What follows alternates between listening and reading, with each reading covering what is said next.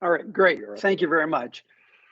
You know, we have not just done research on sustainable packaging. We've also recently, and you go to our website and download this report on sustainable packaging. It's extensive. And we've done one just recently, just for Christmas, on the circular economy, which kind of got dovetails, and we're going to pick up some of those statistics and insights on the circular economy because it's an emerging trend happening in the marketplace. So let's get right into it. I think what's important to understand is that there is a growing demand and need by consumers. This was a PwC study to avoid the use of plastics. And you could say that this is kind of, I'll call it an emerging trend, because our research will show you that although consumers are cognizant and willing to, to avoid plastic, the reality is they're not willing to trade the convenience that plastic provides. And so we're at this crux, and there's a need for leadership that we're going to talk about to lead these consumers and show a way that they can live with fewer plastic products, bags, etc. What we found interesting, and I'm going to go deeper into this. Again, this was a separate study, and it kind of dovetails into the sustainable packaging study that we did. Is that consumers are looking for leadership from retailers, and they're willing to reward those retailers with becoming their primary place to shop if they see a commitment to sustainability and to kind of a move away from plastics. And so there's value here. When you think of the Canadian marketplace, you think of the kind of competitive set that we have here in Canada, where we have fewer banners compared to the US. One, market share is significant, and so customer loyalty is a really important factor for retailers looking at growth. Looking at different initiatives on sustainable packaging decisions, you can see here it's just not one thing. It's a whole variety of elements, and we've been involved in helping brand and market companies that help accelerate biodegradable plastics. We've been involved with a company on helping to track the date and age and temperature of products and make sure that when they arrive to the retailer, they still have a strong shelf life, because we know that food waste is another major issue in the marketplace. But you can see within this map, the obvious point is that it's not one solution. It's not a silver bullet. We're not going to solve the replacement of plastic and the growth of sustainability by doing just one thing. It's actually a combination of a variety of elements, and those elements will vary depending on the mindset of the consumer in the marketplace. So our study was 1,000 grocery shoppers. So you can see here what the split is. Do most of their shopping, do all their grocery shopping, represented the significant part of the equation, and we still had a group that share equally in grocery shopping. I would fit into the do all the grocery shopping. I enjoy shopping, so I do all the grocery shopping in my house. And I have a question to the retailers. So the question here is, I'm very sustainable oriented, very concerned about the use of plastic. Why are we not making the plastic we put all our fruits and vegetables, the ones that you tear off the roll, why wouldn't we make those biodegradable? They end up in a green bag, right, with our, all the cut vegetables. Why wouldn't we make that biodegradable? And why wouldn't the manufacturers of those green bags make their bags biodegradable? That's just a simple thing that may eliminate some of the mindset. I'm picking those bags. A lot of it, I will put the raw vegetables right in my basket without the plastic bag for that specific reason of reducing plastic. So just food for thought. We'll park that one for now, and we can talk about that at the end. So the questions we asked is, what consumer segment is the most predisposed to purchasing sustainable? The reality is not everyone is committed to sustainability. And so trying to talk to everyone and trying to convince everyone is not going to achieve the goal of moving people off plastic. We call them early adopters. These are consumers who are setting the trend. Then we have late adopters, and then we have the followers, and then you'll always have resistors who will never convert, don't see the issue. What materials are perceived as sustainable and which are not? That was surprising to us. I'm sure it'll be surprising to you when we show you the stats. What other forms of sustainable practices can reduce reliance on plastics? We're going to talk about, the ecosystem required. It's, as I mentioned, it's not a silver bullet that we have to force plastic manufacturers eliminating plastic. It's an entire process we need to look at because we need to wean the consumers off plastic. They're very happy with the current state, even though the media makes it sound like there's major issues. Yes, there are, but it's not driven by consumers, and we'll talk about that. What is the role of the retail in reducing reliance on plastic? And we'll share a little glimpse of the Store of the Future that we did. You can again download the entire full report, both sustainability and the Supermarket of the Future on our website. All right. So what is the future of sustainable packaging? Well, I would say it's probably shrinking daily, although I am sure that if there's some statistics out there that would show that there's actually more plastic being produced today than there was a year ago. It's the same argument for money. People say, with digital wallet, money's going to disappear. The reality, we're printing more money today than we did a year ago. So I think you could see that it's going to take a lot more to make that shift away from towards sustainable packaging, away from plastic. So here's the crux.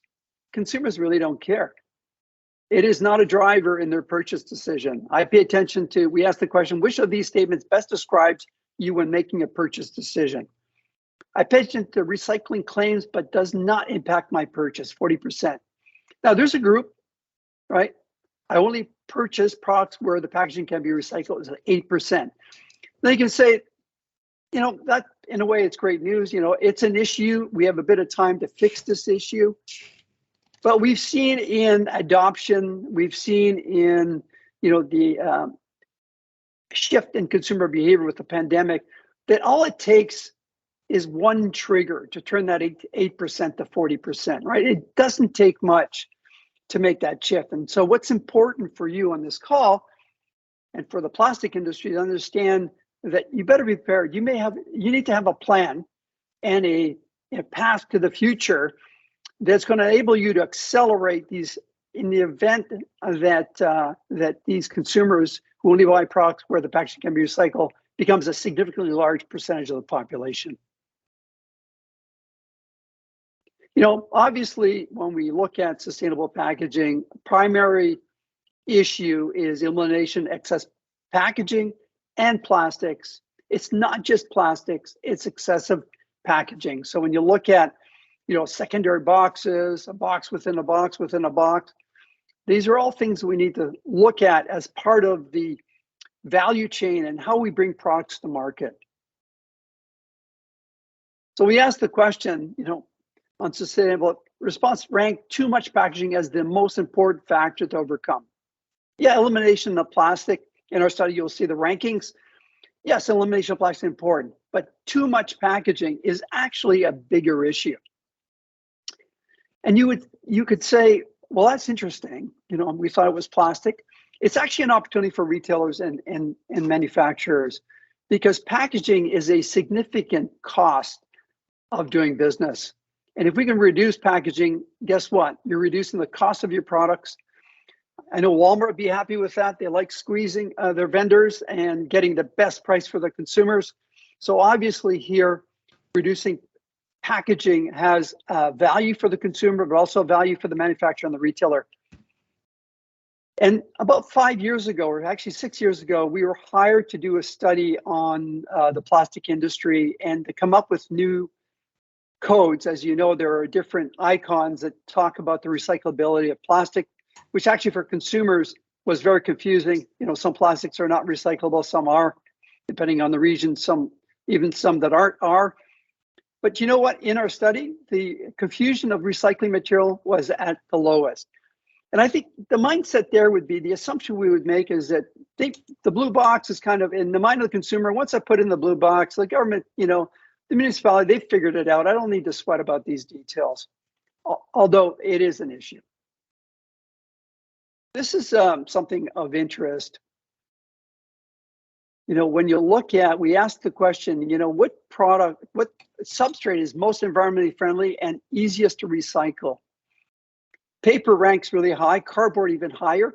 And I would say cardboard was a little bit surprising, but again, we're talking about packaging. So a lot of the products are shipped, not in paper, but cardboard. We also think about, the shift towards delivery to the home. Guess what gets delivered? I got an email from my wife this morning that my books got delivered, and it comes in a cardboard box. And so you could see here that they see that it's most environmentally friendly, ease of recycling. I would also say that the cardboard industry have pioneered recycling, right? The use of post-production board, the symbols on their packaging talks about, how the product was made and the fact that it's recycling. So they've got a head start. But what I found surprising here, and I'm hoping you pick up on the same thing we did, is look at metal and glass. I would have expected metal to be at the top of the list. It's the most recycled product, right? Yeah, 23% said it's most environmentally friendly compared to cardboard, that's 48%. And ease of recycling was actually lower, right? And then you look at glass, there's this whole suggestion in the marketplace, listen, let's move from plastic to glass. And look at this, glass, most environmentally friendly? Yeah, 18%, but ease of recycling, 24%. And one of the factors you could assume within glass is that consumers are now making the equation of, it's not just the glass, it's the cost of shipping. It's the carbon footprint that it costs to deliver glass products to the marketplace. So consumers are not that, silly. They're very attuned to the whole ecosystem of sustainability and the impact on the carbon footprint. So what is the driver of sustainable packaging? What's driving that? Well, we believe that the big movement has to happen in store. That retailers play a pivotal, critical role in driving sustainability. If you think of, what does a retailer provide? They provide the plastics that you put your produce in. They provide the bags that those products go into that you can take to your car. The packaging itself on shelf is, made of multiple substrates depending on the category. So there's a place the retailer can play, a pivotal place. And then when you look at reusable grocery bags, it's interesting. I go to the supermarket. I hope you do too. I'm just going to pull up my stats here and my sheets. The interesting point is we're seeing more and more consumers using recycled bags to take their groceries. I know I do. 64% bring their own bags. But the interesting point in the study was 41% who forgot want retailers to provide bags instead. So I know there's a big move. I think Sobeys and Metro have stopped providing plastic bags. There's an opportunity here to transition those customers away from plastic towards paper. It's a bigger cost, I understand. But again, it's all about sustainability. It's also about market share and driving loyalty.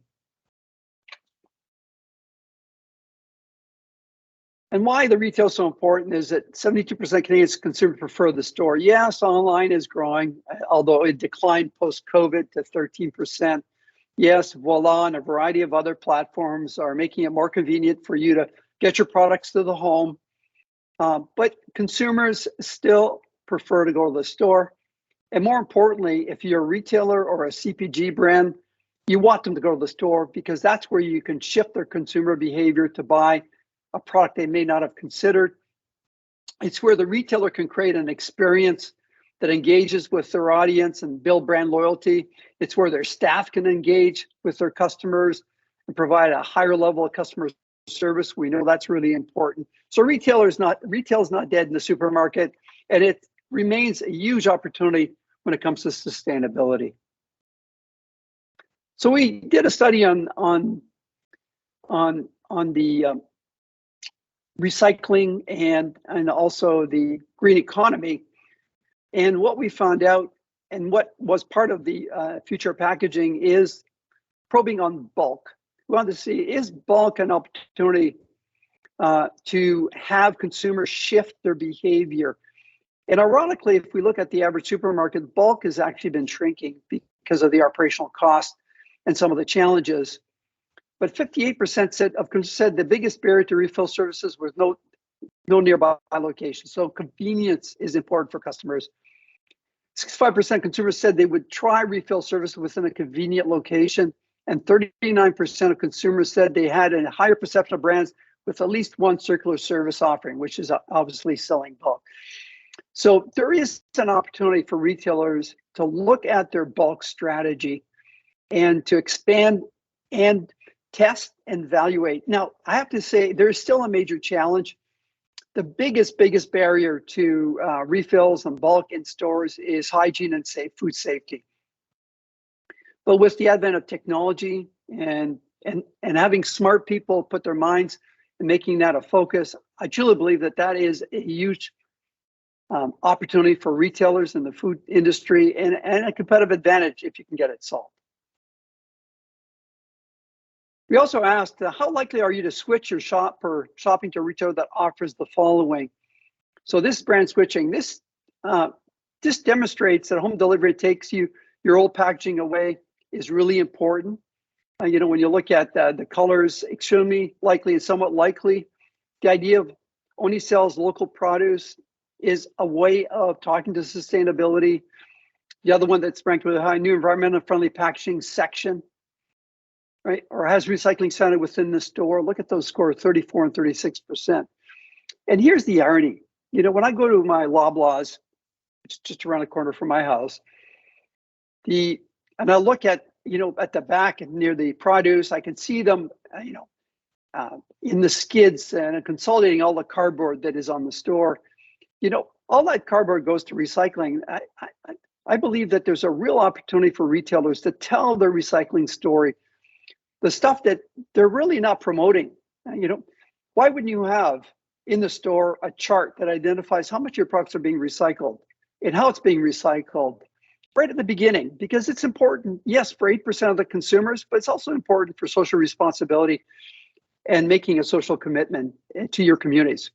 But let's move on. The opportunity is obviously a sustainable ecosystem. We talked about it's not a silver bullet. But let's start by understanding who are we targeting for sustainable packaging. In our study, we looked at a whole series of personas, customer segments, and we narrowed down to two. The green aspire, they're environmentally sensitive, loyal to brands who are engaged in environmental discourse, highly motivated by recycling products, and committed to social cause. Too much packaging is the challenge for them. And this group, if I have to go back and look at the study, represented 25% of consumers. So they're a large segment. But a larger segment are the enviro savers. These consumers are motivated not for social cause and responsibility. These consumers are motivated because social and sustainability reduces the cost, provides them cost savings, and yes, good for the planet. And so we have these two segments of consumers that telling the sustainable story is relevant to them. And the ability of moving their behaviors, you're already talking to the converted. And the opportunity is to convert these into a larger percentage of purchase of sustainable packaging and products. So now I just wanted to pause and say, we did this exploration of the supermarket of the future. It was a 1-year internal assignment during COVID. Most of our retail clients went dormant. We said, how do we keep our creative force strong, not having to lay anybody off? And so we said, what does the supermarket of the future look like? And so we did the strategic foresight exercise, look at the trends, not just 5 years out, but 10 years out. We developed 3 scenarios, and then we narrowed down the one that I'm going to share a glimpse of those elements. You can take a deeper look at it on our website. We called it Get Unboxed. Get Unboxed is really about moving away from packaging, a reduction of packaging, but it goes further than that. It looks at the fact that retailers are going to solve the last mile of delivery. Walmart has tested in Arizona and Texas the use of drones for home delivery. I think they're up to 10 stores testing that. That's just all you have to do is read the news. Drones are now prevalent in every part of our lives. If it isn't warfare, it's home delivery of medication in remote areas. And so, what is that supermarket of the future look like? It looks like half the store is going to be back of house, half the store is going to be front of house, because the back of the house will be a distribution center for the products to be delivered to consumers' homes, or a pickup for cars. You're going to have a lot more electric charging stations in the parking lot, and you're going to use a roof to generate that electricity and probably provide net positive energy to the grid as part of that. So you can give you a sense here of a sustainable roof providing energy for the store and for the cars. You have at the back easy access to pick up your orders. We have a place for e-bikes, which is a growing segment. We're actually doing a dealership in China right now with e-bikes, which is the hottest thing. And then we have a drone station at the top where those packages are delivered to consumers' home via drone delivery. We don't have to worry because these are proximity-based retailers. So those drones have a probably delivery distance of a mile or less. The inside, we really focus on a shift towards experience. We're looking at a lot of whole meal replacement products. One way of reducing food waste is to portion pack products for the consumers and have them order those portion pack products. And here you see the environment where we have these prepackaged products. We have a central area where we demonstrate the food offerings that are found in these boxes. And the customer can actually customize their packages if they want, or if they're in a rush, they can just grab a box or a couple of boxes and take it home to feed their children. Digital signage will play an important role of that experience. Obviously, in-season products will include prepackaged. Retailers are already doing that with a variety of categories in the produce section. We'll see more and more of that happening, but also promoting local farmers, local growers. The growth of organic will continue as that becomes more and more mainstream. This is our bulk fill-up section where we use technology to portion, dispense, ensure safety from a hygiene standpoint, but a significantly larger area provided for consumers and making that a destination location for consumers. And then obviously plant-based products, we see that as being an opportunity. And obviously sustainable fish products is another area of opportunity. So I just want to wrap it up now because I can go on for hours talking about sustainability, but I'd like to open up to questions. So in summary, sustainable packaging change happens in small steps. We don't see this. We call it the trust ladder. Big transformation happens in small steps. It never happens in large steps. All you have to do is look at some of the retailers have attempted that, in JCPenney being a great example. Eliminating excess packaging is the biggest concern among consumers, shifting from plastic to glass and paper substrates. Bring sustainability claims and packaging to the front panel with new simplified iconography. If the packaged good industry is not doing it, maybe the retailer needs to identify that this category, 90% of the product is being recycled. Drive promotions for reusable shopping bags. So, we still have a hurdle. If you look at the percentage of consumers who come to the store without shopping bags, to promote, give them incentives. Retailers have apps with loyalty programs. There's an opportunity to link that to shifting their behaviors. Increase the availability of bulk items. So look at your bulk today. How can you expand it? Yes, there is somewhat wastage, but there's opportunities here. Consumers are willing to participate in circular services. So how do you promote those in your store? Explore. Then you look at these two target groups. How can you help them accelerate? How do you know who they are? How can you classify them within your target group and demographics? Start looking for these consumers, these consumer profiles, and send them separate messages that talk to their needs and create loyalty with them. And then sustainability doesn't end with packaging. It happens at home. It's not just in the store, the ecosystem. They move towards things that allow for the products to last longer And I'll just pause it here and stop sharing.